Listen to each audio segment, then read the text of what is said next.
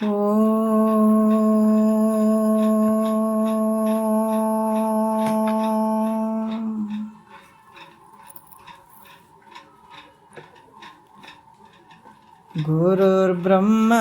ಗುರುರ್ವಿಷ್ಣು ಗುರುರ್ದೇವೋ ಮಹೇಶ್ವರಃ ಗುರು ಸಾಕ್ಷಾತ್ ಪರಬ್ರಹ್ಮ ತಸ್ಮೈ ಶ್ರೀ ಗುರವೇ ನಮಃ. ಧ್ಯಾನ ಮೂಲ ಗುರುಮೂರ್ತಿ, ಪೂಜ್ಯ ಮೂಲ ಗುರುಪಾದ, ಮಂತ್ರ ಮೂಲ ಗುರುವಾಕ್ಯ, ಮುಕ್ತಿ ಮೂಲ ಗುರುಕೃಪಾ.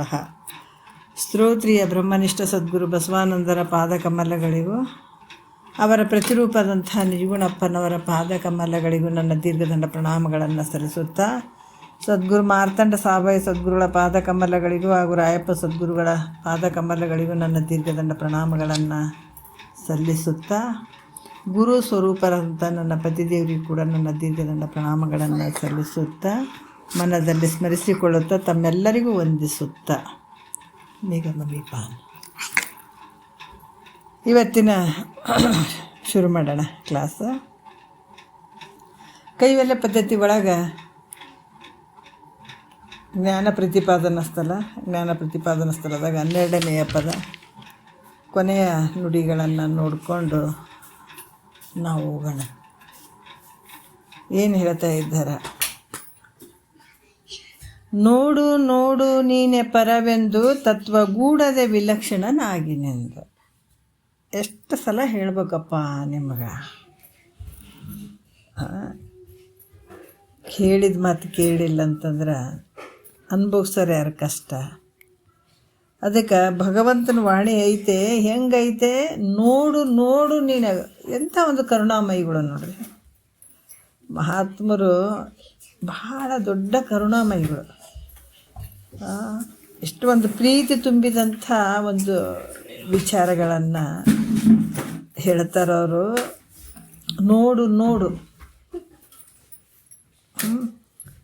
ಮತ್ತು ನೀನೇ ಪರವೆಂದು ತತ್ವಗೂಢದ ವಿಲಕ್ಷಣನಾಗಿ ನಿಂದು ಅಂತ ಹೇಳುವಂಥದ್ದು. ಇಂದಿನ ವಿಚಾರದಲ್ಲಿ ಕೂಡ ಭಾಳಷ್ಟು ಅದ್ಭುತವಾಗಿ ಹೇಳಿದ್ದಾರೆ. ಆ ಪರಮಾತ್ಮ ಯಾರಪ್ಪ ಅಂದರೆ ನೀನೇ ಇದೆ. ತತ್ವಂ ಅಸಿ, ಈ ತತ್ವಮಸಿ ವಾಕ್ಯದಲ್ಲಿ ಪರಮಾತ್ಮ ಜೀವಾತ್ಮ.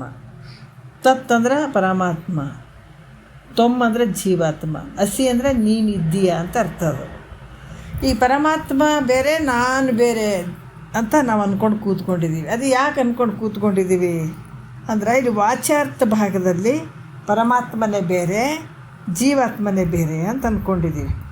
ವಾಚ್ಯಾರ್ಥವನ್ನು ಬಿಟ್ಟು ಲಕ್ಷ್ಯಾರ್ಥದಲ್ಲಿ ನೋಡಿದಾಗ ಆ ಪರಮಾತ್ಮನ ಸ್ವರೂಪನೇ ನೀನಿದ್ದೀಯ ಅನ್ನುವಂಥದ್ದನ್ನು ಅವ್ರು ಹೇಳ್ತಾ ಬರ್ತಾ ಇದ್ದಾರೆ. ಇಲ್ಲಿ ಕೂಡ ಇಂದಿನ ವಿಚಾರದಲ್ಲಿ ಭಾಳಷ್ಟು ಅದ್ಭುತವಾಗಿ ಹೇಳಿದ್ದಾರೆ.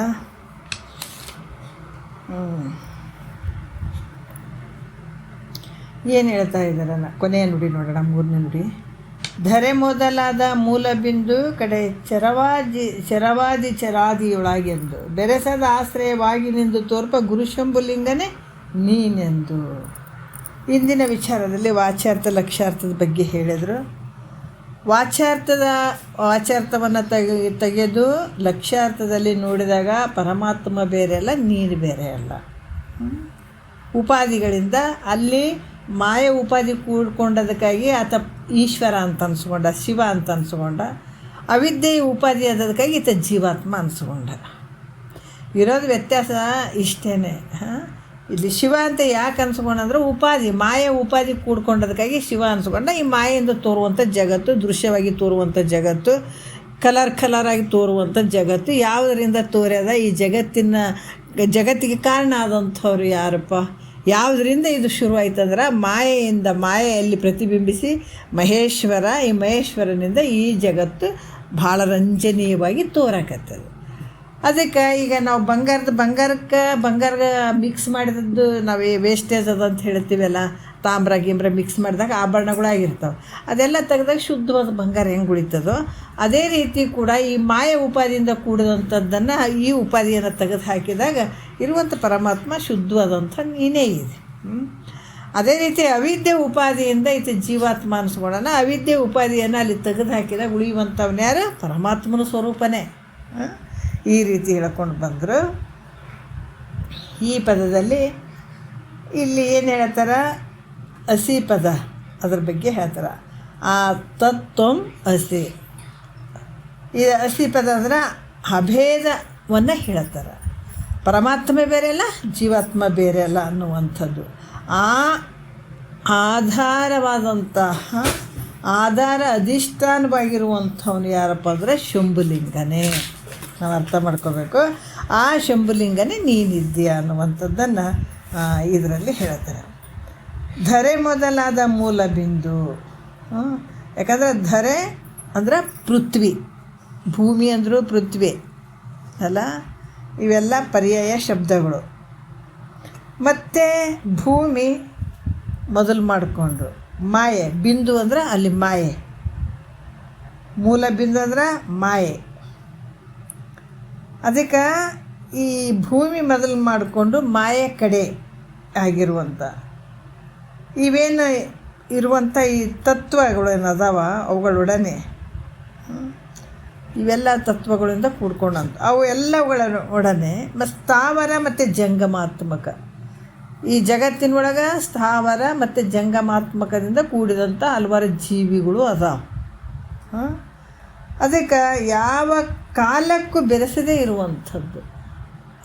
ಏನು ದೃಶ್ಯವಾಗಿ ಇವೆಲ್ಲ ನಮಗೆ ತೋರ್ತಾವಂತಂದ್ರೂ ಕೂಡ ಇವು ಯಾವ ಇದ್ರಾಗ ಏನಾದರೂ ಬೆರ್ತದೇನೋ, ಆತ್ಮ ಸ್ವರೂಪ ಏನಾದರೂ ಬೆರ್ತದೇನೋ ಅಂತಂದ್ರೆ ಇಲ್ಲಿ ಯಾವ ಕಾಲಕ್ಕೂ ಈ ತತ್ವಗಳಲ್ಲಿ ಬೆರ್ತಿಲ್ಲ.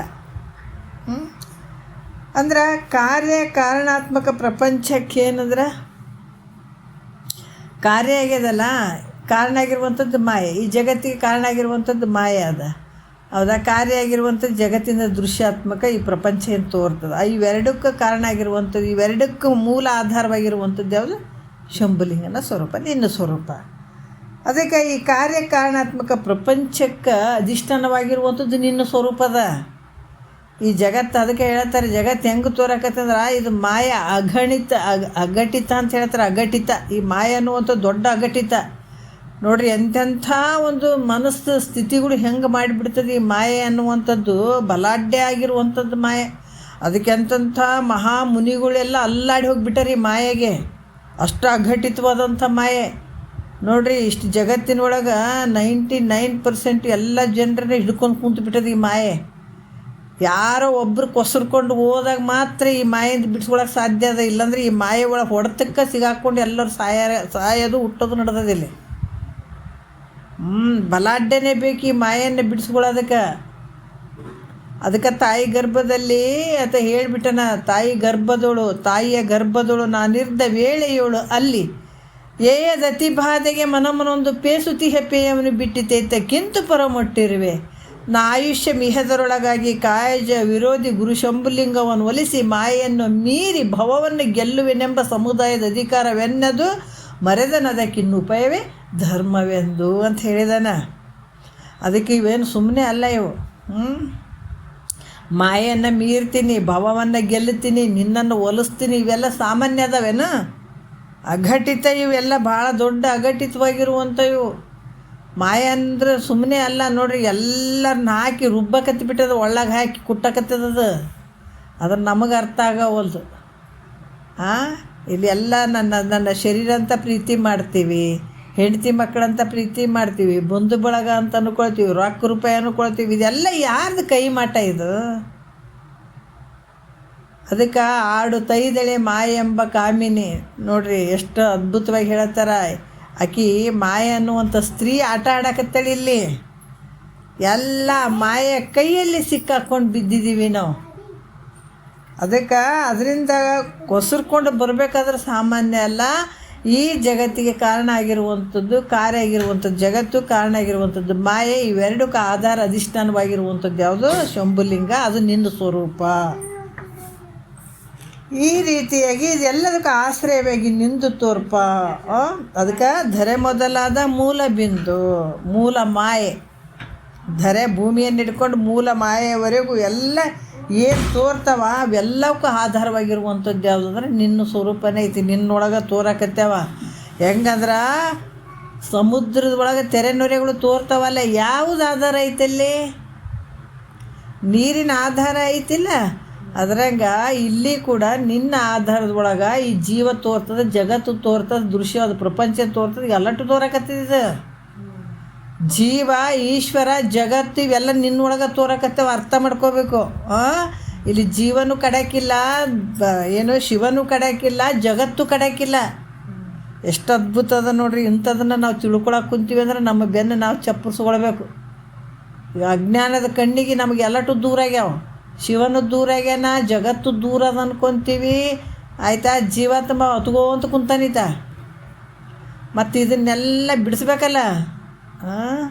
ಇದೇನು ಹಿಡ್ಕೊಂಡು ಭ್ರಮೆಯಲ್ಲಿ ಬಿದ್ದುಕೊಂಡು ಕುಂತ ನೋಡ್ರಿ, ಎಲ್ಲಟು ದೂರ ದೂರ ಅಂತ. ಎಷ್ಟು ವರ್ಷ, ಎಷ್ಟು ಜನ್ಮ ಎತ್ತಿ ಬರ್ಬೇಕ್ರಿ ಇದನ್ನು ತಿಳ್ಕೊಳ್ಳಾರ್ದಿರೋದಕ್ಕೆ? ಅಲ್ಲ ನೋಡ್ರಿ, ಯಾಕಂತಂದ್ರೆ ಈ ಒಂದು ಹಣ್ಣು ಆಗ್ಬೇಕಾದ್ರೆ ಅದ್ರ ಪ್ರಕಾರನೇ ಕಾಲಕ್ರಮದಲ್ಲಿ ಅದು ಪ್ರೊಸೆಸ್ ನಡೀತಾ ಇರಬೇಕು, ಹೌದಿಲ್ಲ? ಆದಾಗ ಮಾತ್ರ ಅದು ಹಣ್ಣು ಆಗ್ತದೆ. ಅದ್ರಂಗೆ ಮುಕ್ತನಾಗಬೇಕಾಗಿತ್ತಂದ್ರೆ ಜನ್ಮ ಜನ್ಮಾಂತರದಲ್ಲಿ ಆ ಪ್ರೊಸೆಸ್ ನಡೀಬೇಕು. ಅದಕ್ಕೆ ಅವ್ರು ಏನು ಹೇಳಿದರು? ಫಸ್ಟಿಗೆ ಹೇಳಿದ್ರು ನೋಡ್ರಿ, ದುರಿತ ಕರ್ಮವನ್ನು ಒಲ್ಲದಿರು, ಪುಣ್ಯವನ್ನೇ ಮಾಡು, ಹರ ನಡಿ ಬಿಡಿ ಶಾಂತರುಡ ನಾಡು, ಕರುಣವಿರಲಿ ಜೀವರುಳು, ನೀತಿ ವಿಧನಾಗು, ಪರೆಪೊರ್ದಿದರೆನೆಂದು ಬೆಸೆಸುವ, ನಿಂದಿಸಿ ನುಡಿಯದಿರ ಆರನ್ನು, ಮನಸ್ಸಿಗೆ ಬಂದಂತೆ ನಡೆಯದಿರಿ ಹ್ಯದಲ್ಲಿ. ಇವೆಲ್ಲ ಯಾಕೆ ಹೇಳಿದ್ರೆ ಅಂದ್ರೆ, ಒಂದು ಹಣ್ಣು ಆಗ್ಬೇಕಾದ್ರೆ ಗಿಡದಲ್ಲಿ ಯಾವ ರೀತಿ ಪ್ರೊಸೆಸ್ ಆಗ್ತದ ಅದೇ ಪ್ರಕಾರ ಮುಕ್ತನಾಗಬೇಕಾದ್ರೆ ಇದು ಅಲ್ಲಿಂದ ಶುರುವಾಗ್ತದೆ. ಇದು ಮತ್ತೀಗ ನಾವು ಮಾಡ್ಕೊಂಡಿಲ್ಲಲ್ರಿ ಹೆಂಗ್ರಿ ಅಂತಲ್ಲ. ನಾವು ಯಾವಾಗ ನಮ್ಮ ಸಂಸ್ಕಾರ, ನಮ್ಮ ಪುಣ್ಯ ಇಲ್ಲಿಗೆ ತಂದು ಕುಂದಿರ್ಸ್ಯದ. ಇವತ್ತು ಕುಂತು ಕೇಳೋಕೆ ವಿಚಾರಗಳು ನಮ್ಗೆ ಸಿಗಕತ್ತೇವಂದ್ರೆ ಹಿಂದೆ ಮಾಡಿದಂಥ ಒಂದು ಪುಣ್ಯದ ಫಲ ಇವತ್ತು ತಂದು ಹಿಡ್ಕೊಂಡು ಬಂದು ನಮ್ಮನ್ನು ಕುಂದಿರ್ಸ್ಯದಂತ ತಿಳ್ಕೊಬೇಕು. ಅದು ಹಿಂದೆ ಮಾಡಿರೋದಕ್ಕಾಗಿ ಅದು ಆ ಪ್ರೊಸೆಸ್ ನಡೆದು ಈಗ ಹಣ್ಣಿಗೆ ಬಂದದಂತ ತಿಳ್ಕೊಬೇಕು. ಜ್ಞಾನ ಅಂದರೆ ಸುಮ್ಮನೆ ಅಲ್ಲ ಅದು. ಅದಕ್ಕೆ ಈ ರೀತಿಯಾಗಿ ಇವೆಲ್ಲ ಏನು ತೋರ್ತವ ಜಗತ್ತಿನ ಒಳಗೆ, ಕಾರ್ಯಕಾರಣಾತ್ಮಕ ಪ್ರಪಂಚಕ್ಕೆ ಅಧಿಷ್ಠಾನವಾಗಿರುವಂಥದ್ದು ನಿನ್ನ ಒಂದು ಸ್ವರೂಪ, ಆಧಾರವಾಗಿರುವಂಥದ್ದು. ಅಂಥ ಶಂಭುಲಿಂಗನ ಸ್ವರೂಪ ಎಲ್ಲಕ್ಕೂ ಆಧಾರ ಆಗ್ಯದ. ಆತ ಮಾತ್ರ ಯಾರ ಹತ್ರನೂ ಬೆರ್ತಿಲ್ಲ. ಆಕಾಶ ಎದುರಾಗನೆ ಬೆರ್ತದೇನು? ಈ ಬೈಲು ಎದುರಾಗನೆ ಬೆರ್ತದೆ. ಇಷ್ಟು ಜಗತ್ತಿನೊಳಗೆ ಇಷ್ಟು ಮನೆಗಳು ಕಟ್ಟೀವ್ರಿ, ಇಷ್ಟು ಸಾಮಾನುಗಳು ಅದಾವ, ಏನೇನೋ ಕಂಡು ಹಿಡ್ದೀವಿ. ಆದ್ರೆ ಬೈಲೇನಾರ ಹತ್ತದೇನ್ರಿ? ಅದಕ್ಕಾರ ಬೆರ್ತ ಬಿಟ್ಟದನು. ಗಾಡಿನ ಸಪ್ರೇಟು, ಬೈಲೇ ಸಪ್ರೇಟ್ ಅದ. ಗಾಡಿ ಬಿದ್ದದನ್ನು ಬೈಲೇ ಇರ್ತದೆ. ಮತ್ತು ಎಂತೆಂಥ ಮನೆ ಕಟ್ಟಿವಿ ಅಂತಂದ್ರೆ ಬೈಲಾಗ ಬೆರ್ತಿಲ್ಲ ಅದು. ಅದ್ರಂಗ ಎಷ್ಟೇ ಜನ್ಮಗಳು ಹುಟ್ಟಿ ಬಂದರೂ ಕೂಡ ಆಧಾರವಾಗಿರುವಂಥದ್ದು ನಿನ್ನ ಸ್ವರೂಪ ಐತೆ. ಆದರೆ ಅದು ಮಾತ್ರ ಯಾವುದ್ರಾಗ ಬೆರೆದೇ ಇರುವಂಥದ್ದು ಐತಪ್ಪ. ಅದಕ್ಕೆ ಇಂಥ ಒಂದು ಪ್ರಪಂಚಕ್ಕೆ, ಇಂಥ ಒಂದು ಜಗತ್ತಿಗೆ ಇದು ಹೆಂಗಾಗ್ಯದ ಅಂದ್ರೆ ಆಶ್ರಯವಾಗ್ಯದ ನಿನ್ನ ಸ್ವರೂಪ ಅಂತ. ಈ ಜಗತ್ತಿಗೆ ಆಧಾರ ಆಗ್ಯದಲ್ಲ, ಧರೆ ಮೊದಲಾದ ಮೂಲ ಬಿಂದು ಅಂತ ಹೇಳ್ಯಾರ. ಎಲ್ಲದಕ್ಕೂ ಆಧಾರವಾಗಿರುವಂಥದ್ದು ನಿನ್ನ ಸ್ವರೂಪ ಏನೈತಲ್ಲ, ಅದು ಪ್ರಪಂಚಕ್ಕೂ ಕೂಡ ಆಧಾರ ಆಗ್ಯದ. ಅದು ಅಂಥ ಶಂಭುಲಿಂಗ ನೀನಿದ್ದಿ, ಅಂಥ ಶಂಭುಲಿಂಗ ನೀನಿದ್ದಿ ಅಂತ ಅಸಿ ಪದ ಹೇಳ್ತದೆ ನೋಡ್ರಿ. ತತ್ ತ್ವಂ ಅಸಿ ಪದ ಇಲ್ಲಿ ಹೇಳ್ತದ. ಈ ರೀತಿ ತಿಳ್ಕೊಳ್ಬೇಕು. ಆ ಪರಮಾತ್ಮನೇ ನೀನಿದ್ದೀಯ, ಪರಮಾತ್ಮನ ಸ್ವರೂಪ ನೀನಿದ್ದೀಯ. ಆದ್ರೆ ನಾ ಜೀವಾತ್ಮ, ನಾ ಸಾಯ್ತೀನಿ, ಹುಟ್ತೀನಿ, ನನಗೆ ರೋಗ ಐತೆ, ರುಚಿನ ಐತೆ ಅಂತ ಹಚ್ಕೊಂತ ಕುಂದ್ರಬೇಡ. ಯಾಕಂತಂದ್ರೆ ಈಗ ಗೊತ್ತಾಯ್ತಿಲ್ಲ, ಈ ಜೀವಾತ್ಮ ಬೇರೆ ಅಲ್ಲ, ಪರಮಾತ್ಮ ಬೇರೆ ಅಲ್ಲ. ಉಪಾಧಿಯಿಂದ ಜೀವಾತ್ಮ ಮತ್ತು ಪರಮಾತ್ಮ ಅಂದ್ಕೊಂಡ್ರೆ ಉಪಾಧಿಯನ್ನು ತೆಗೆದಾಗ ನೀನೇ ಆತ ನೀನು. ಅದಕ್ಕೆ ನಿನಗೆ ಯಾವ ದುಃಖನೂ ಇಲ್ಲಪ್ಪ ಅಂತ ಹೇಳ್ತಾರೆ. ಮತ್ತು ಇಲ್ಲಿ ಕೂಡ ಇಲ್ಲಿ ಭಾಳಷ್ಟು ವಿಚಾರಗಳನ್ನು ಹೇಳ್ತಾ ಬರ್ತಾರೆ. ಮತ್ತು ಇನ್ನೂ ಒಂದು ವಿಚಾರದಲ್ಲಿ ಅಂಥ ಶಂಭುಲಿಂಗನೇ ನೀನೇ ಅದಂತ ಹೇಳಿ ಇವಾಗ ನಾವು 13ನೇ ಪದ ನೋಡೋಣ. ಯಾಕಂದರೆ ಯಾವುದಕ್ಕೆ ಏನು ಬೆರೆಯದೇ ಇರುವಂಥದ್ದು ನಿನ್ನ ಸ್ವರೂಪ ಐತಪ್ಪ ಅಂತ ಹೇಳಿ ಈಗ ಮುಂದಿನ ಪದದಲ್ಲಿ ಕೂಡ ಕೆಲವು ವಿಚಾರಗಳನ್ನು ತಿಳಿಸ್ತಾ ಹೋಗ್ತಾರೆ. ತತ್ವಮಸಿ ಮಹಾವಾಕ್ಯದ ಪ್ರಮಾಣ ಕೂಡ ಕೊಡ್ತಾರೆ. ಇಲ್ಲಿ ಏನು ಕೊಡ್ತಾರ ನೋಡೋಣ. 13ನೇ ಪದ ನೋಡೋಣ ಯಾವ ರೀತಿ ಏನು ಹೇಳ್ತಾರೆ. ಭವಮಾಲೆಗೊಳಗಾದೆ ನೆಂಬುದೇ ಪುಸಿ ನಿನ್ನ ವಿವರಿಸಿ ನೋಡು ನೋಡಲೇ ಜೀವನೇ. ಶಂಭುಲಿಂಗ ನೀನೇ ಆ ಶಂಭುಲಿಂಗ ಅಂತ ಹೇಳಿ ಅದರ ಪದದ ಅರ್ಥವನ್ನು ಹೇಳುತ್ತಾರೆ. ನೀನೇ ಪರಮಾತ್ಮ ಇದೆ ಅಂತ ಹೇಳಿದರು. ಅದರ ಹಿಂದಿನ ಪದದಲ್ಲಿ ನೀನು ಪರಮಾತ್ಮ ಹೇಳಿದ್ರೆ ಅದರ ಮುಂದಿನ ಭಾಗ ಕೆಲವು ವಿಚಾರಗಳನ್ನು ಹೇಳ್ತಾರೆ. ಎಲೆ ಜೀವನೇ ಅಂದ್ರೆ ಎಲೆ ಜೀವಾತ್ಮನೇ. ಭವಮಾಲೆ ಅಂದರೆ ಏನಪ್ಪ ಅಂದ್ರೆ ಹುಟ್ಟುವಂಥದ್ದು ಸಾಯುವಂಥದ್ದು ಪುನರಪಿ ಜನನ ಪುನರಪಿ ಮರಣ. ಇದಕ್ಕೆ ಜನನ ಪದೇ ಪದೇ ಹುಟ್ಟುವಂಥದ್ದು ಜನನ ಮರಣ, ಇದಕ್ಕೆ ಮಾಲೆ ಅಂತ ಹೇಳಿದ್ದಾರೆ ಅವರು. ಯಾವ ಮಾಲೆ? ಭವಮಾಲೆ ಅಂತ ಹೇಳಿದ್ದಾರೆ. ಅದಕ್ಕೆ ಇಂಥ ಒಂದು ಭಾವಮಾಲೆಗೆ ನಾ ಸಿಕ್ಕಿದ್ದೀನಿ ಅನ್ನುವಂಥದ್ದು ಏನೈತಲ್ಲ ನಿನ್ನ ಮನಸ್ಸು, ಅದು ಸುಳ್ಳೈತಿ ನೋಡು. ನಿನ್ನ ನಿಜವನ್ನು ನೀವು ವಿಚಾರ ಮಾಡಪ್ಪ. ಅದಕ್ಕೆ ವಿಚಾರ ಮಾಡಿ ತಿಳಿಯುವಂಥವ್ರು. ಹೆಂಗೆ ನೀ ಬಂದಿದೆ ಹೇ ಜೀವನೇ, 84 ಲಕ್ಷ ಜೀವರಾಶಿಗಳಲ್ಲಿ ಬಂದಿದೆ. ಪುನಃ ಹುಟ್ಟುತ್ತಾ ಪುನಃ ಸಾಯುತ್ತಾ ಇರುವಂಥವನು. ನೀ ಹೆಂಗೆ ತಿಳ್ಕೊಂಡಿದೆ? ನಾ ಸಂಸಾರಿ, ನಾ ದುಃಖಿ ಅದೀನಿ ಅಂತ ನೀ ತಿಳ್ಕೊಂಡಿದ್ದೆ. ಇದು ತಪ್ಪಾಗ್ಯದ ನೋಡಪ್ಪ. ಈಗ ನೀನು ಹೆಂಗಂದ್ರೆ ನಾ ಸಾಯ್ತೀನಿ ಹುಡ್ತೀನಿ, ನನಗೆ ಭಾಳ ದುಃಖ ಐತಪ್ಪ ಹಂಗೈತಪ್ಪ ಅಂತ ಏನು 1 2 ನೀನು ಜೋಡ್ಸ್ಕೊಂಡು ಕುಂತದ್ದು ದುಃಖ ಭಾಳಷ್ಟು ಐತೆ ಇದು.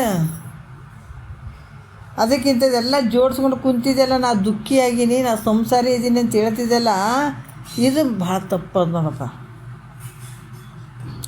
ಅದಕ್ಕೆ ವಿಚಾರ ಮಾಡು, ನಾನು ಯಾರು ಅಂತ. ಆವಾಗ ನಿನಗೆ ಗೊತ್ತಾಯ್ತು ನಾನು ಯಾರಿದ್ದೀನಿ, ನನ್ನ ಸ್ವರೂಪ ಏನು. ಅದಕ್ಕೆ ಇದೇ ಮಾತೆ ಶ್ರೀರಾಮಚಂದ್ರ ವಸಿಷ್ಠ ಗುರುಗಳ ಹತ್ರ ಹೋದಾಗ ಇದೇ ಮಾತು ನೋಡ್ರಿ.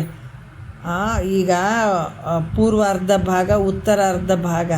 ಪೂರ್ವ ಅರ್ಧ ಭಾಗದಲ್ಲಿ ಆತ ತಂದೆ ಮಾತಿಗೆ ಆ ತಂದೆ ಒಂದು ಭಾಷೆ ತೊಗೊಂಡು ಅಥವಾ ವನವಾಸಕ್ಕೆ ಓದದ್ದು ಅದೆಲ್ಲ ಬರ್ತಾವೆ ಚಿತ್ರಣಗಳು ಅದ್ರಾಗ. ಸೀತಾ ಓದದ್ದು, ಲಕ್ಷ್ಮಣ ಓದದ್ದು, ರಾವಣ ತೊಗೊಂಡು ಓದದ್ದು ಇವೆಲ್ಲ ಬರ್ತಾವೆ. ಇದೆಲ್ಲ ಮುಗಿಸ್ಕೊಂಡು ಮಾತ್ರ ಉತ್ತರಾರ್ಧ ಅಂತ ಯೋಗ ವಾಸಿಷ್ಠದಲ್ಲಿ ಹೇಳ್ಕೊಂಡು ಬರ್ತಾರಲ್ಲ, ಅಲ್ಲಿ ಆತ ಎಲ್ಲ ಮುಗಿಸ್ಕೊಂಡು ಬಂದು ರಾಜ್ಯಭಾರ ಮಾಡ್ಬೇಕಂತ ಪಟ್ಟಾಭಿಷೇಕ ಅದೆಲ್ಲ ಆದ ನಂತರ ಅಲ್ಲಿ ವಿಚಾರ ಬರ್ತದೆ ನೋಡ್ರಿ. ಅದಕ್ಕೆ ಮತ್ತೆ ವಿವೇಕ ಜಾಗ್ರ ಆಗಿಬಿಡ್ತದೆ. ಅಲ್ಲಿ ಜಾಗ್ರ ಆಗಿ ಮನಸ್ಸಿನಲ್ಲಿ ಯಾವುದು ಸತ್ಯ ಅದ ಯಾವುದು ಮಿಥ್ಯದ ಆದ ಅಂಥೇಳಿ ಅವಾಗ ಗೊತ್ತಾಗಕ್ಕೆ ಶುರು ಆಗಿಬಿಡ್ತದೆ. ಯಾರಿಗೆ? ಶ್ರೀರಾಮಚಂದ್ರಗೆ. ಸುಮ್ಮ ಕುಂತು ಬಿಡ್ತಿರ್ತಾನೆ, ಏನು ಕೆಲಸ ಮಾಡೋಕ್ಕೆ ಹೋಗಂಗಿಲ್ಲ. ಒಬ್ಬ ರಾಜನ ಒಂದು ಗತ್ತು ಆತನ ಬಲ್ಲಿರಂಗಿಲ್ಲ. ಮಾಮೂಲಿ ಜನಸಾಮಾನ್ಯರು ಹೆಂಗೆ ಕುಂದಿರ್ತಾರೆ ಹಂಗೆ ಕುಂದ್ರಕ್ಕೆ ಶುರು ಮಾಡಿಬಿಡ್ತಾನೆ ಶ್ರೀರಾಮಚಂದ್ರ. ಆವಾಗ ಯೋಗ ವಾಸಿಷ್ಠರ ಹತ್ರ ಹೋಗ್ತಾನೆ. ಹೋದಾಗ ಯಾರಪ್ಪ ನೀನು ಅಂತ ಕೇಳಿದ್ರು ಅವರು. ಕೇಳಿದಗಳೇ ಶ್ರೀರಾಮಚಂದ್ರ ಹೇಳ್ತಾರೆ, ನಾನು ದಶರಥನ ಪುತ್ರ ಅಂತ ಹೇಳ್ತಾನೆ. ಅಲ್ಪ ನೀ ಯಾರು, ನಿಮ್ಮ ಅಪ್ಪ ಯಾರು, ನಿಮ್ಮ ತಂದೆ ಯಾರು ಅಂದಾಗ ನಾ ದಶರಥನ ಪುತ್ರ, ನಿಮ್ಮ ತಂದೆ ನೀ ಯಾರ ಮಗ ಅಂದಾಗ ದಶರಥನ ಮಗ ಅಂತ ಹೇಳ್ಬೇಕು ನೀನು. ನಾನು ನೀನು ಯಾರ ಮಗ ಅಂತ ನಾನು ಕೇಳಿಲ್ಲಲ್ಲ, ನೀ ಯಾರು ಅಂತ ಕೇಳಿದ್ದೀನಿ ಅಂತಂದ. ಅಂದಗಳೇ ಮತ್ತೆ ಯಾರು ನೀನು ಅಂತ ಮತ್ತೊಂದು ಸಲ ಕೇಳಿದಾಗ ಆತ ಹೇಳ್ದ, ಅಯೋಧ್ಯೆ ನಗರದ ರಾಜ ಅಂತ ಹೇಳ್ದ, ಅರಸ ಅಂತ ಹೇಳ್ದ. ನೀ ಯಾವ ರಾಜ್ಯದ ಅರಸ ಅಂತ ಕೇಳಿದಾಗ ನೀನು ಅಯೋಧ್ಯೆ ನಗರದ ಅರಸ ಅಂತ ಹೇಳಬೇಕು. ನಾನು ಹಂಗೆ ಕೇಳಿಲ್ಲ. ಯಾವ ರಾಜ್ಯದ ಅರಸ ಅಂತ ಕೇಳಿಲ್ಲಪ್ಪ ನಾನು, ನೀನು ಯಾರು ಅಂದಾಗ ಅದಕ್ಕೆ ಮತ್ತೆ ಯೋಚನೆ ಶುರುವಾಯ್ತು. ಏನು ಹೇಳೋದಪ್ಪ ಅಂತ ಗೊತ್ತಾಗವಲ್ದು ನೋಡ್ರಿ. ನಮ್ಮನ್ನು ನಾವು ಮರ್ತದ್ದು ಎಷ್ಟು ಅಜ್ಞಾನ, ಎಂಥ ಒಂದು ನೋಡ್ರಿ ವಿಪರ್ಯಾಸ ಅನ್ಬೇಕಿದ್ದು. ನೀನು ಯಾರು ಅಂತಂದಾಗ ಆತಗೇನು ಗೊತ್ತಾಗಲ್ಲ. ನಾ ಸೀತಾಪತಿ ಅಂತ ಹೇಳ್ತಾನೆ. ಅಲ್ಲಪ್ಪ ನಾ ಕೇಳಿದ್ದು ನೀನು ಯಾರ ಗಂಡ ಅಂತಂದಾಗ ನಾ ಸೀತಾಪತಿ ಅಂತ ನೀ ಹೇಳಬೇಕು. ಆದ್ರೆ ನೀನು ಯಾರಂತ ಕೇಳಿ, ನೀನು ಯಾರ ಗಂಡ ಅಂತ ಕೇಳಿಲ್ಲ ನಾನು.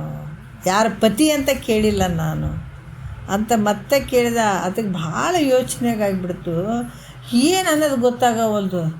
ಮತ್ತು ಕೇಳ್ತಾನೆ ಆತ, ನೀ ಯಾರು ಅಂತಂದಾಗ ನಾನು ಕೌಶಲ್ಯನ ಮಗ ಅಂತ ಹೇಳ್ತಾನೆ.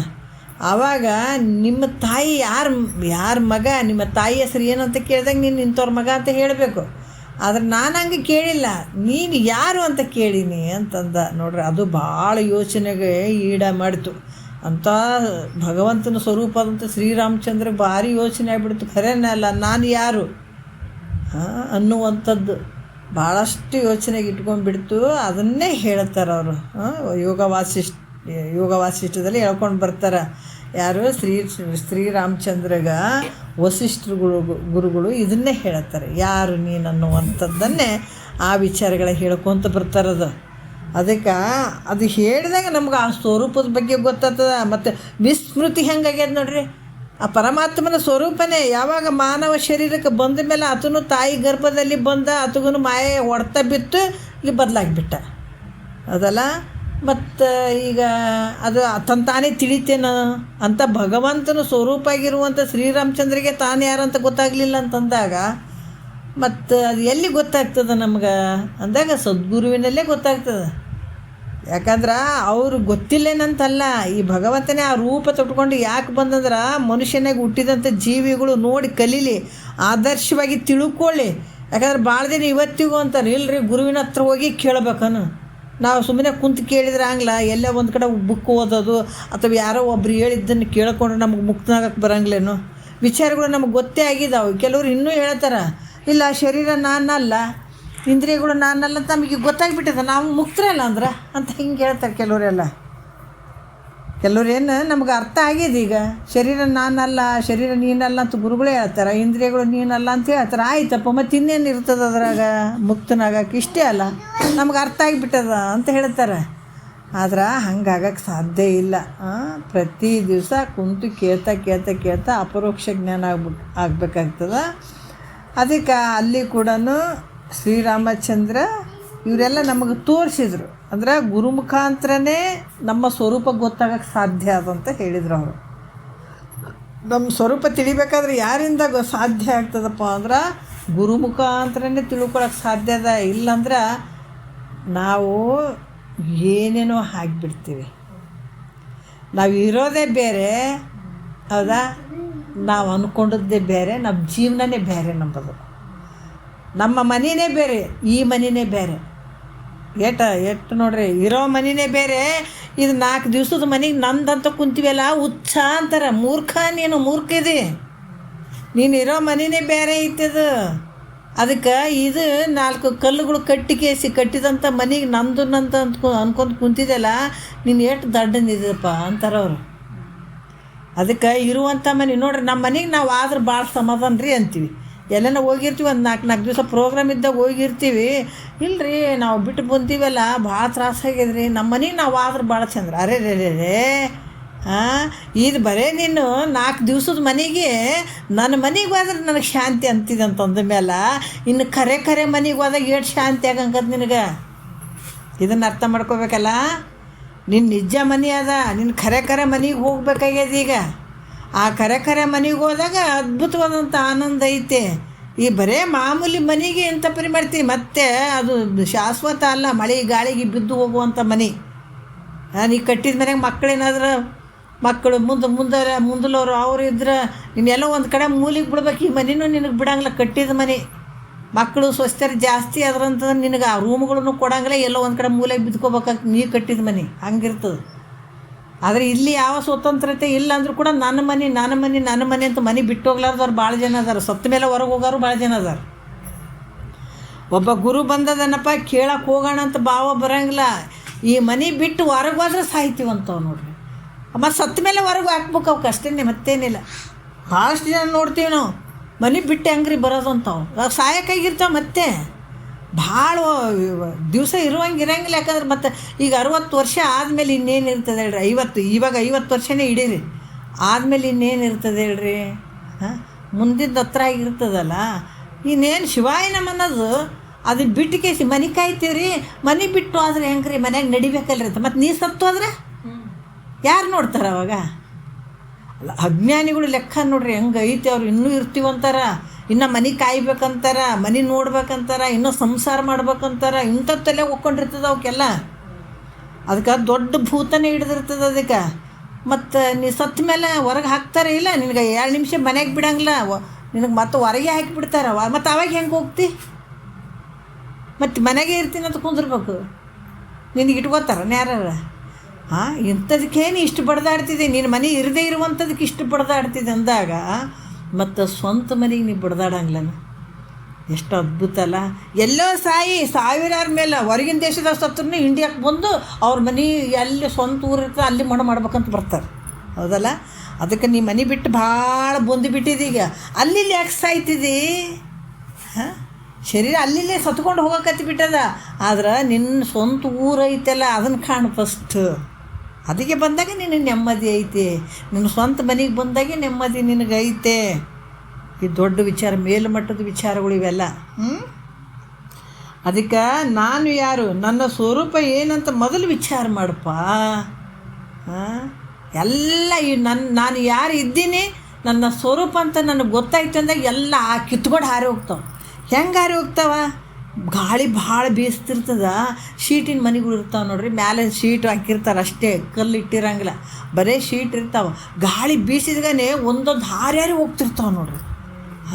ಹಾರ್ಯಾರಿ ಹೋಗ್ತಿರ್ತಾವೆ, ಒಂದು ಉಳಿಯಂಗಿಲ್ಲ ಒಂದೊಂದು ಸಲ ಆ ಮನೆ ಮೇಲೆ. ಬರೀ ಶೀಟ್ ಹಾಕಿದ ಮನೆ ಮೇಲೆ ಒಂದು ಉಳಿಯಂಗಿಲ್ಲ, ಹಾರ್ಯಾರಿ ಹೋಗ್ತಿರ್ತಾವಲ್ಲ. ಹಂಗೆ ನನ್ನ ಸ್ವರೂಪ ನಾನು ಯಾರಿದ್ದೀನಿ ಅಂತ ತಿಳ್ಕೊಂಡಿವಿ ಅಂತಂದ್ರೆ ಇದು ಅಜ್ಞಾನ ಏನು, ಇದಕ್ಕಿಂತ ಕಟ್ಟಿದ ಮನೆ ನಂದು, ಈ ಸಂಸಾರ ನಂದು, ಸಾಯೋವ್ರಿಗೆ ನನ್ನಿಂದನೇ ಸಂಸಾರ ನಡೀತದ್ರಿ, ನಾನು ಇರಲಿಲ್ಲ ಅಂದ್ರೆ ನಡೆಯಂಗಿಲ್ಲ ರೀ ಮನ್ಯಾಗ ಅಂತ ನಗ್ತಿರ್ತೀವಿ ನೋಡ್ರಿ. ಸ್ವಲ್ಪ ವಿಚಾರ ಮಾಡಬೇಕು. ನಮ್ಮ ತಲೆಗೆ ಹೊಡ್ಕೋಬೇಕು, ಹಿಂಗೆ ಹೊಡ್ಕೊಂಡು ಅರೆ ಅನ್ಬೇಕು, ಒಂದೇಟು ಹಾಯ್ಕೋಬೇಕು ತಲೆಗೆ ಹೆಂಗೆ. ಇಂಥದಕ್ಕೆ ನಾನು ಇದ್ರೆ ಆಗ್ತದೆ, ನಾನು ಆದ್ರೆ ಆಗಂಗಿಲ್ಲ ರೀ, ನಾನು ಇರಲಿಲ್ಲ ಅಂದ್ರೆ ನಡೆಯಂಗಿಲ್ಲ ರೀ ಅಂತ. ನೀವು ಸತ್ತ ಮೇಲೆ ಅವರೆಲ್ಲ ಬೇಕಾದಂಗೆ ಮಾಡ್ಕೊಂಡು ತಿಂತಾರೆ, ನೀನು ಅಂದ್ಕೊಂಡಿರ್ತಿದ್ದೆ ಅಷ್ಟೇ. ಅದಕ್ಕೆ ಯಾವಾಗ ನನ್ನ ಸ್ವರೂಪ ಏನು, ನಾನು ಯಾರಿದ್ದೀನಿ ಅಂತ ತಿಳ್ಕೊಂಡಿನಿ ಅಂತಂದಾಗ ಇವೆಲ್ಲ ಭಾವಗಳು ಏನಿರ್ತಾವೆ, ಅಜ್ಞಾನದ ಭಾವಗಳು ಕಿತ್ಕೊಂಡು ಹೋಗ್ಬಿಡ್ತಾವೆ ಆ ಕಡೆ, ಮುಗೀತು. ಈ ಮನೆ ಯಾವಾಗ ಹೆಂಗೆ ಕಾಣಕ್ಕೆ ಶುರು ಆಗ್ತದ್ರೆ ಮುಸಾಫರ್ ಖಾನಿ, ಸಿದ್ಧಾರೂಢರು ಅದನ್ನೇ ಹೇಳಿದ್ರಿಲ್ಲ, ಮುಸಾಫರ್ ಖಾನಿಗಳು ಇವೆಲ್ಲ ಮನೆಗಳು. ಬರೋರು ಬರ್ತಾರೆ, ಹೋಗೋರು ಹೋಗ್ತಾರೆ, ಇವರಿಗೆಲ್ಲ ದಾರಿ ಬಿಟ್ಕೊಂತ ನಾವು ಹೋಗೋದೆ, ಬಂದವ್ರಿರಪ್ಪ ಮಾಡಿರಿ ಮಾಡಿರಿ ಮಾಡಿರಿ ಅಂತ ಸಂಸಾರ ಮಾಡಿರಿ ಅಂಥೇಳಿ ಕೊಟ್ಕೊಂಡು ಹೋಗ್ಬಿಡೋದು ಅಷ್ಟೇ. ಹಂಗೆ ಅದಕ್ಕೆ ಈ ರೀತಿ ನಿನ್ನನ್ನು ನೀ ವಿಚಾರ ಮಾಡಿದೆ, ನಾನು ಯಾರಿದ್ದೀನಿ, ನನ್ನ ಸ್ವರೂಪ ಏನು ಅಂತ ನೀ ವಿಚಾರ ಮಾಡಿದೆ. ನೀನು ನಿನ್ನನ್ನು ವಿಚಾರ ಮಾಡಿದೆ. ಈ ದೃಶ್ಯ ದೇಹಾದಿ, ಈ ದೃಶ್ಯವಾಗಿ ತೋರ್ತವಿಲ್ಲ, ದೃಶ್ಯವಾಗಿ ತೋರುವಂತಹ ಈ ದೇಹಾದಿ ಅಂದರೆ ಈ ಶರೀರ, ಮನ, ಬುದ್ಧಿ, ಚಿತ್ತು, ಅಹಂಕಾರ, ಕರ್ಮೇಂದ್ರಿಯಗಳು, ಜ್ಞಾನೇಂದ್ರಿಯಗಳು ಇವೆಲ್ಲ ಹೆಂಗೆ ಅದಾವಂತಂದ್ರೆ ಅನಾತ್ಮ ವರ್ಗಗಳು ಅಂತ ತಿಳ್ಕೊಬೇಕು. ಅರ್ಥ ಆಯ್ತಲ್ಲ? ನೀನು ನೋಡುವಂಥವನು ತಿಳ್ಕೊಳ್ಳೋವಂಥವನು ಸತ್ಯ ಇದೆ ನಿನಗೆ. ಜಗತ್ತಿನೊಳಗೆ ನೋಡ್ರಿ, ನಾವು ಈ ಶಾಸ್ತ್ರ ಹೇಳಬೇಕಾದ್ರೆ ವಿಷಯಗಳು ವಿಷಯಾಂತರ ಆಗಬಾರ್ದು ಅಂತ ನೇರವಾಗಿ ಹೇಳ್ತೀನಿ ನಾನು. ಯಾಕಂದರೆ ವಿಷಯಗಳು ಟಚ್ ಆಗಲಿ, ನಿಮಗೆ ಗೊತ್ತಾಗಲಿ ಅಂತಲೇ ನಾನು ಇಲ್ಲಿ ಹೇಳ್ತಾ ಇರೋದು. ಯಾವ ವಿಷಯಗಳು ವಿಷಯಾಂತರ ಮಾಡೋಂಗಿಲ್ಲ. ಬೇರೆ ಬೇರೆ ಕಡೆ ಎಲ್ಲೆಲ್ಲ ಕೊಂಕಣ ಸುತ್ತಿ ಮೈಲಾರ್ಕ್ ಬರುವಂಗೆ ಕೆಲವರೆಲ್ಲ ಹೇಳ್ತಾರೆ, ಹಂಗೆ ಹೇಳೋಕ್ಕಾಗಂಗಿಲ್ಲ. ಇಲ್ಲಿ ನೇರನೇ ಹೇಳಬೇಕು, ಗೊತ್ತಾಗಬೇಕು, ವಿಚಾರಗಳು ಗೊತ್ತಾಗಬೇಕು. ಯಾಕಂದರೆ ಕೇಳುವಂಥವ್ರು ಎಲ್ಲರೂ ನೀವೇನು ಸಾಮಾನ್ಯ ಅಲ್ಲ, ನೀವೆಲ್ಲ ಪುಣ್ಯಾತ್ಮರು, ಮುಮುಕ್ಷುಗಳು. ಇದನ್ನು ತಿಳ್ಕೊಬೇಕಂತ ಕುಂತವ್ರು ನೀವು. ಮತ್ತು ನಾವು ಇದನ್ನು ಹೇಳಬೇಕು, ಇದ್ದಂಗೆ ಹೇಳಬೇಕು. ಮತ್ತು ಬೇರೆ ಬೇರೆ ಏನೇನೋ ಹೇಳಿಕೆ ಕೈ ಎತ್ತಿ ಬಿಡೋದಲ್ಲ. ಅದಕ್ಕೆ ಇಲ್ಲಿ ಕೂಡ ಏನು ಹೇಳ್ತಾರೆ, ದೃಶ್ಯ ದೇಹಾದಿ ಈಗ ನಮಗೆ ತೋರಕತ್ತದ, ಈ ಶರೀರ ತೋರಕತ್ತದ, ಇಂದ್ರಿಯಗಳು ತೋರ್ತಾವ, ದೃಶ್ಯವಾಗಿ ತಿಳಿಸಿಕೊಡುತ್ತಾವ. ಇವೆಲ್ಲ ಹೆಂಗದವಪ್ಪ ಅಂದ್ರೆ ಈ ಶರೀರ ಮೊದಲು ಮಾಡಿಕೊಂಡು ಈ ಜಗತ್ತಿನಾಗ ತೋರುವಂಥ ದೃಶ್ಯಾದಿ ಪ್ರಪಂಚವನ್ನು ಹಿಡ್ಕೊಂಡು ಇವೆಲ್ಲವೂ ಹೆಂಗದವ ಅಂದ್ರೆ ಅನಾತ್ಮ ವರ್ಗಗಳದಾವ. ಇವ್ಯಾವು ಸತ್ಯ ಅಲ್ಲ. ಬರೀ ಇವು ಕಣ್ಣಿನಿಂದ ತಿಳ್ಕೊತಿದ್ದಲ್ಲ, ಕಿವಿಯಿಂದ ತಿಳ್ಕೊಳ್ಳೋದು, ಕಣ್ಣಿನಿಂದ ನೋಡೋದು, ಇವೆಲ್ಲ ಸತ್ಯ ಅದಾವನು. ಇವಕ್ಕೆ ನೋಡೋದಕ್ಕೆ ಕಾರಣ ಆಗಿರುವಂಥ ಕಣ್ಣುಗಳು ಏನದಾವ ಅವೇ ಮಿಥ್ಯ ಅದಂದಾಗ ಈ ಕಣ್ಣಿನಿಂದ ನೋಡಿದಂಥವು ಸತ್ಯ ಇರ್ತಾವನ. ಈಗ ನೋಡ್ತೀವಲ್ಲ ದೃಶ್ಯ ಪ್ರಪಂಚವನ್ನು ನೋಡ್ತೀವಲ್ಲ, ಈ ನೋಡಿದಂಥದ್ದು ಕಾರ್ಯ ಅದಕ್ಕೆ ಕಾರಣ ತಿಳಿಸಿಕೊಳ್ಳುವಂಥವೇ ಕಣ್ಣು, ಕಿವಿ, ಮೂಗು, ಬಾಯಿ ಅದಾವ. ಈ ಕಣ್ಣಿನ ಜ್ಞಾನೇಂದ್ರಗಳು ಅದಾವಿಲ್ಲ, ಮತ್ತು ಇವು ಸತ್ಯ ಅದಾವನು? ಇವೇ ಮಿಥ್ಯ ಅದಾವಂದ್ರೆ ಯುವಕರ ಮೂಲಕ ನೋಡುವಂಥ ಜಗತ್ತು ಸತ್ಯ ಇರ್ತದನ? ಇವು ಸುಳ್ಳದಾವ. ಅದಕ್ಕೆ ಅವೇ ಸತ್ಯ ಅಂತ ನೀವು ಕುಂದ್ರಬೇಡಪ್ಪ. ಈ ನಿನ್ನ ಕಣ್ಣು, ಕಿವಿ, ಮೂಗು, ಇಂದ್ರಿಯಗಳು ಅದಾವಲ್ಲ, ಅದಕ್ಕೆ ಕಾರಣ ಆಗಿರುವಂಥವು ಇಂದ್ರಿಯಗಳು. ಈ ಕಣ್ಣಿಗೆ ನೋಡುವಂಥದ್ದು ಬರೀ ಈ ಸಾಧನ, ಇದು ಕಣ್ಣು ಸಾಧನ. ಅದಕ್ಕೆ ಈ ಒಳಗೆ ಇಂದ್ರಿಯ ಐತೆ, ಮತ್ತು ಅದರಿಂದ ದೇವತೆ ಐತೆ, ಮತ್ತು ಅದಕ್ಕೆ ಆಧಾರವಾಗಿರುವಂಥದ್ದು ನಿನ್ನ ಶಕ್ತಿ ಐತೆ. ಅದು ನೋಡಿರಿ ಎಲ್ಲಿಂದ ಎಲ್ಲಿಗೆ ಬರ್ತದೆ. ಅದು ನಿನ್ನ ಶಕ್ತಿ, ಅದರಿಂದ ಪಡ್ಕೊಂಡು ದೇವತೆಯನ್ನು ಪಡ್ಕೊಂಡು ಇಂದ್ರಿಯ ಪಡ್ಕೊಂಡು ಈ ಕಣ್ಣುಗಳು ಇದನ್ನು ಪಡ್ಕೊಂಡು ಮುಂದೆ ದೃಶ್ಯ ಪ್ರಪಂಚ ಏಟದಾವ ಇವು. ಮತ್ತು ಎಲ್ಲಿಂದ ಶಕ್ತಿ ಬಂತು? ದೊಡ್ಡ ಆಫೀಸರ್ಲಿಂದ ಶಕ್ತಿ ಬಂತದ, ಕೆಳಗೆ ಪೀವಂತನ. ಇದು ಲೆಕ್ಕ ಹಿಂಗೆ ಅದು ಇರೋದು. ಅದಕ್ಕೆ ಈ ಕಣ್ಣು ಸತ್ಯ ಏನಂದ್ರೆ ಕಣ್ಣನ್ನು ಸತ್ಯ, ದೃಶ್ಯ ನೋಡುವಂಥ ದೃಶ್ಯ ಪ್ರಪಂಚ ಸತ್ಯ ಏನಂದ್ರೆ ಅದು ಸುಳ್ಳದು. ಅದಕ್ಕೆ ಕಾರಣ ಆಗಿರುವಂಥ ಕಣ್ಣು ಸತ್ಯ ಏನಂದ್ರೆ ಅದು ಸುಳ್ಳದು.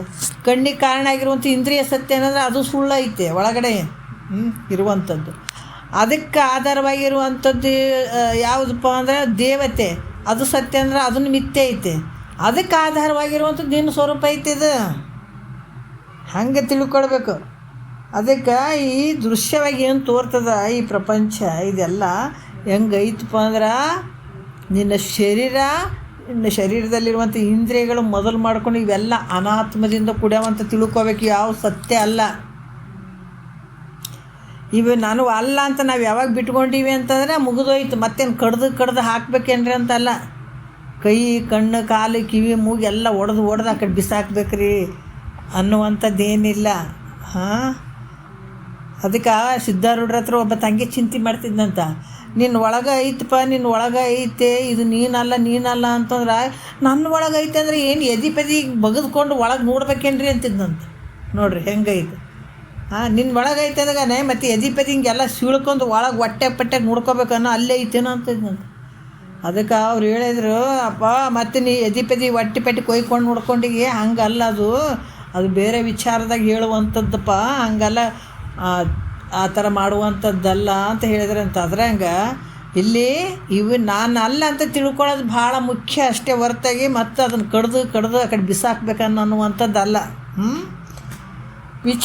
ವಿಚಾರ ಮಾಡಬೇಕು. ಅದಕ್ಕೆ ಈ ದೃಶ್ಯವಾಗಿ ದೇಹಾದಿ ಹೆಂಗದವ ಅಂದ್ರೆ ಅನಾತ್ಮದಿಂದ ಕೂಡಿದಂಥವು.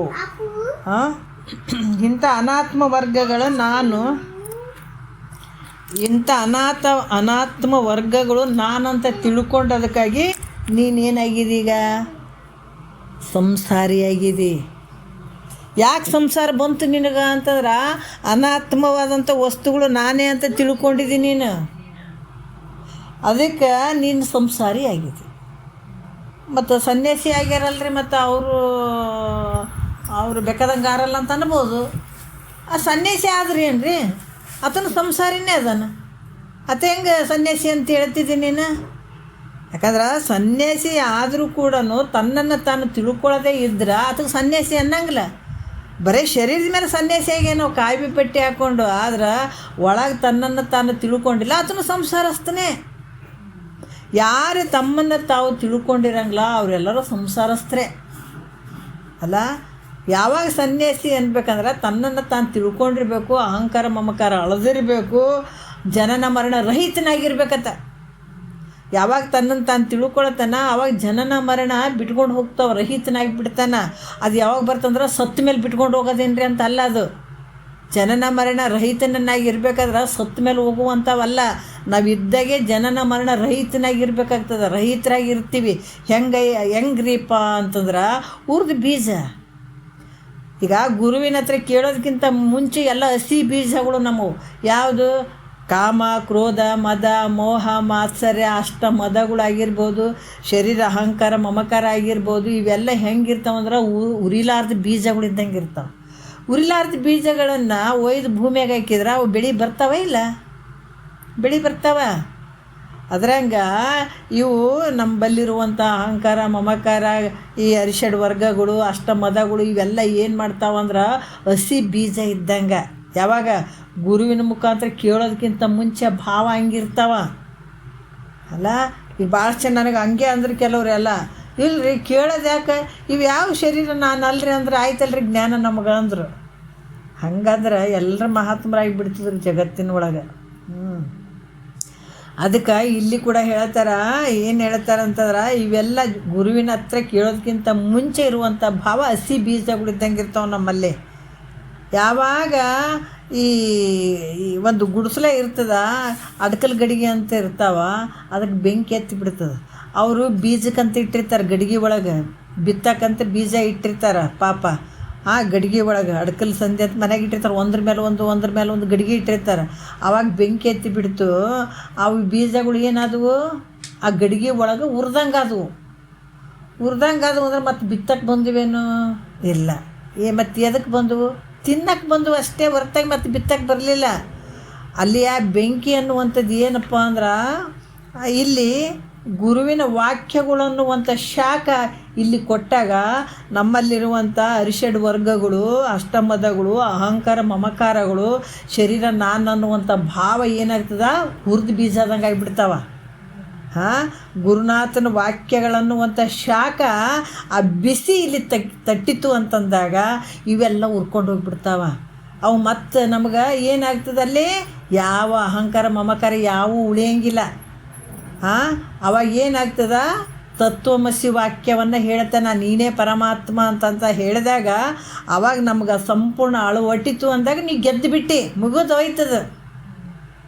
ಯಾಕಂದ್ರೆ ಅದು ಒಂದೇ ಸಲ ಭಾಳ ಸಲ ಮುತ್ತಾಗ್ತದೇನ ಅದು. ಅದಕ್ಕೆ ಬಲಿದ ಶುಕ್ತಿಯಳು ಸ್ವಾತಿಯ ಬಿಂದು ಮುತ್ತಾಗುವ ಓಲು ಅದು ಬಲ್ತಿರ್ತದ, ಏನು ಹೇಳಿದಿರಂಗಿಲ್ಲ. ಅದೇ ರೀತಿ ಕೆರೆ ಬಾವಿನೊಳಗಿರುವಂಥ ಚಿಪ್ಪಿನೊಳಗೆ ಸ್ವಾತಿ ಬಿಂದುನೆ ಮಳೆ ಬಿತ್ತು ಅಂದ್ರೆ ಮುತ್ತಾಗ್ತದನ.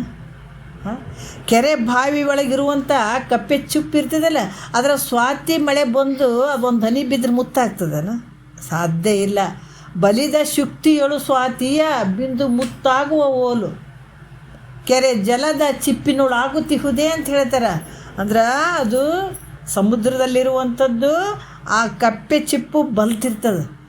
ಆ ಬಲಿದ ಶುಕ್ತಿ ಅಂದ್ರೆ ಕಪ್ಪೆ ಚಿಪ್ಪು. ಆ ಶುಕ್ತಿಯಲ್ಲಿ ಸ್ವಾತಿಯ ಮಳೆಯ ಒಂದು ಹನಿ ಬಿತ್ತು ಅಂದಾಗ ಒಂದೇ ಸಲಕ್ಕೆ ಮುತ್ತಾಗಿಬಿಡ್ತದೆ ನೋಡಿ.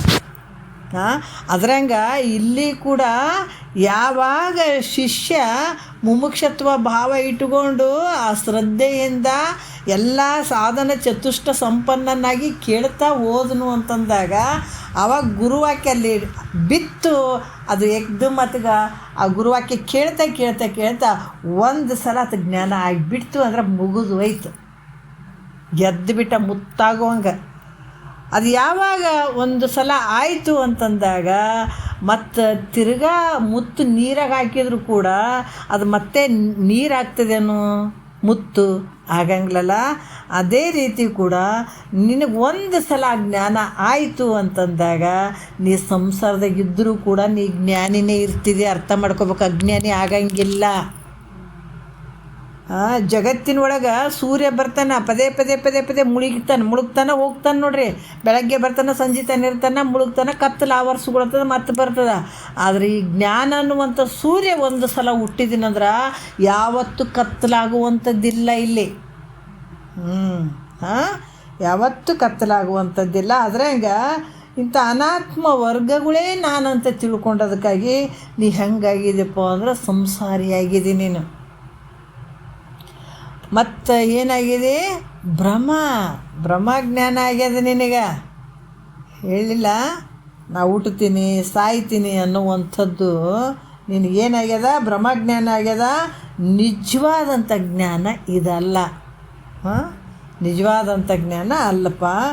ದೇಹ ಮೊದಲು ಮಾಡಿಕೊಂಡು ಅಹಂಕಾರ ಕಡೆಯಾದಂಥ ದೃಶ್ಯದಿಂದ ಕೂಡಿದಂಥದ್ದು, ಜಡದಿಂದ ಕೂಡಿದಂಥದ್ದು ಅನಾತ್ಮ ವರ್ಗಗಳನ್ನೇ ಬೇರ್ಪಡಿಸಿ ಹೆಂಗಾಗ್ಯದ, ಬರೇ ಅಕ್ಕಿ ಒಳಗೆ ಇಟ್ಟು ಕಲ್ಲುಗಳು ಬಂದ್ರೆ ನಮ್ಮ ಹೆಲ್ತ್ ಹಾಳಾಗ್ಯದ್ರಿ, ಹಲ್ಲು ಮುರಿದವ್ರಿ, ಹೊಟ್ಟೆಗೆ ಹಳ್ಳುಗಳು ಸೇರಿಬಿಟ್ಟವ, ಭಾಳ ಅವನ್ನ ತಿಂದೀವ್ರಿ, ನಮ್ಮ ಹೆಲ್ತ್ ಹಾಳಾಗ್ಯದ ಅಂತ ಬಡಬಡಿಸ್ತೀವಿ. ಈಗ ನೋಡ್ರಿ ಎಲ್ಲ ಬೆರಿಕೆ ಬಂದವ ಆಹಾರದಾಗ, ಅದಕ್ಕೆ ಪಟ್ಕನ್ ಸಾಯಕತ್ತಾರ್ರಿ ಅಂತ ಹೇಳ್ತೀವಿ. ಔಷಧಿಗಳೇ ಮಿಕ್ಸ್ ಆಗ್ಯದ್ರಿ, ಹೆಂಗೆ ಚಂದ ಇರ್ತೀವ್ರಿ ಅಂತ ಹೇಳ್ತೀವಿ. ಆದರೆ ನಿಜವಾದ ಔಷಧ, ನಿಜವಾದ ಬೆರಿಕೆ ಎಲ್ಲಾಗ್ಯದ ಅಂತ ನಮ್ಗೆ ಗೊತ್ತಿಲ್ಲ. ನಾವು ಊಟದಾಗ ಅದು ಇದು ಮಿಕ್ಸ್ ಮಾಡಕತ್ತಾರ್ರಿ, ಅದಕ್ಕೆ ಮನುಷ್ಯ ಉಳಿಯೋಕ್ಕಾಗವಲ್ದು, ಪಟಕ ಸಾಯಕತ್ತಾರ ಅಂತ ಹೇಳ್ತೀವಿ.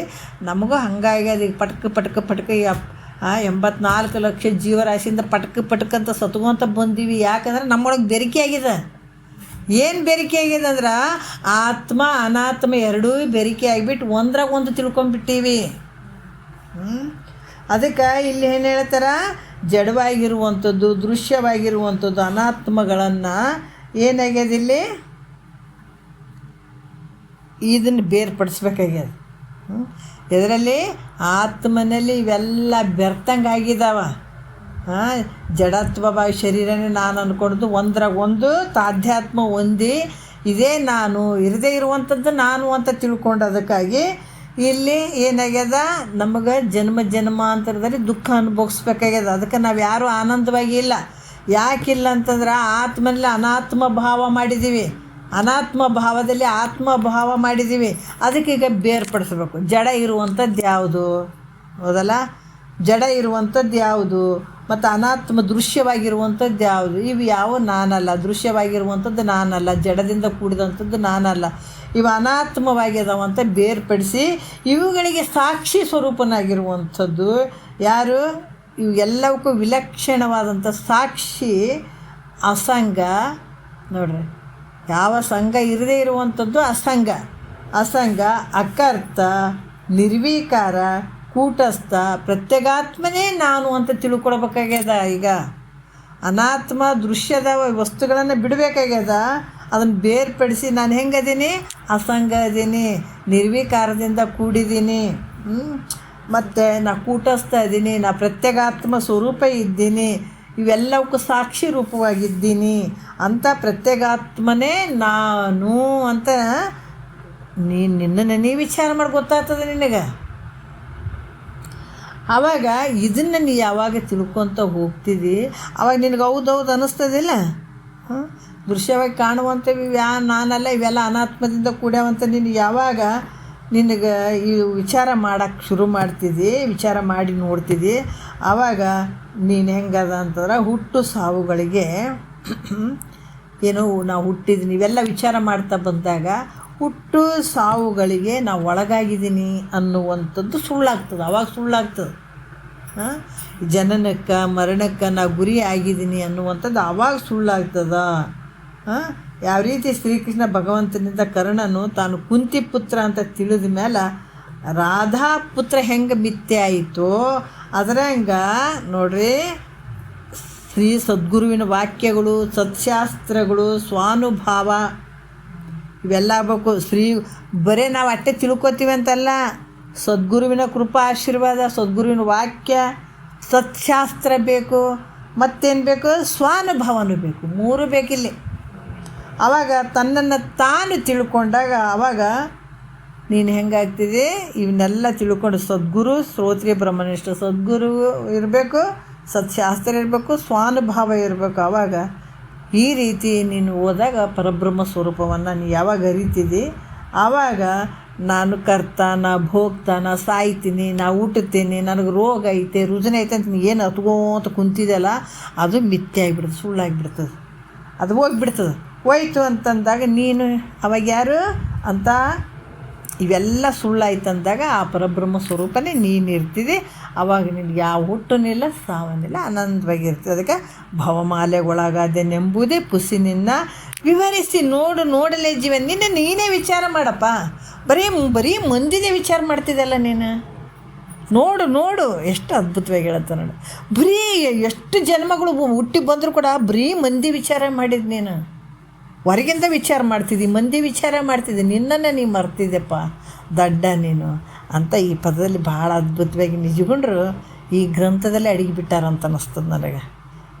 ಪ್ರತಿಯೊಂದು ವಾಕ್ಯಗಳಲ್ಲೇ ಅಡಗಿದ್ದಾರೆ ರೀ ಅವರು. ಅಂಥ ಒಂದು ಕರುಣಾಮಯಿಗಳು ನಮಗಾಗಿ ಮಾಡಿದಂಥ ಅಡುಗೆ ಇದು. ನಾವೆಲ್ಲರೂ ಇದನ್ನು ತಿಂತ ಇದ್ದೀವಿ, ತೊಗೊಳ್ತಾ ಇದ್ದೀವಿ ಅಂದ್ರೆ ನಾವೆಲ್ಲರೂ ಧನ್ಯರು. ಒಂದೆರಡು ಮತ್ತು ಗುರುಗಳು ಪಾದಕರ್ಪಿಸಿ ಹರವು.